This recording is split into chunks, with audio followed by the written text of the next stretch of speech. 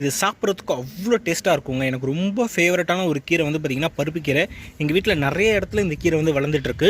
இப்போ பார்த்திங்கனாலே தெரியும், அவ்வளோ வந்து பார்த்திங்கன்னா நல்லா பச்சை பசேல்னு வந்துக்கிட்டே இருக்கும். இந்த கீரை சம்மரில் நிறையா வரும். இது வந்து பார்த்திங்கன்னா டேஸ்ட் நிஜமாக நான் சொல்கிறேன், எனக்கு வந்து இதில் வந்து கூட்டு பண்ணாங்கன்னா அவ்வளோ பிடிக்கும் எனக்கு. ஸோ அந்த அளவுக்கு எனக்கு வந்து ரொம்ப ஃபேவரட்டான ஒரு கீரை பருப்பு கீரை.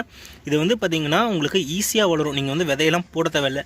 சம்மரில் தானாக முளைச்சி வரக்கூடிய ஒரு கீரை தான் இது. நீங்கள் வந்து இது எல்லா காலத்துலையும் பார்க்கலாம். ஆனால் சம்மரில் வந்து பார்த்திங்கன்னா ரொம்ப அதிகமாக வந்து உங்களுக்கு இருக்கும். லைட்டாக நீங்கள் வந்து சாதாரண மண்ணில் தெளிச்சு விட்டிங்கன்னா கூட உங்களுக்கு வரும். உங்கள் வீட்டில் இந்த கீரை இருக்கான்னு பாருங்கள். இலைகள் பார்க்குறதுக்கு கிட்டத்தட்ட இந்த மாதிரி தான் இருக்கும். இதை நீங்கள் வந்து பார்த்து கண்டுபிடிக்கலாம். சில நேரங்களில் பூக்களும் வந்து பார்த்திங்கன்னா சின்னதாக எல்லோ கலரில் பூக்கும்.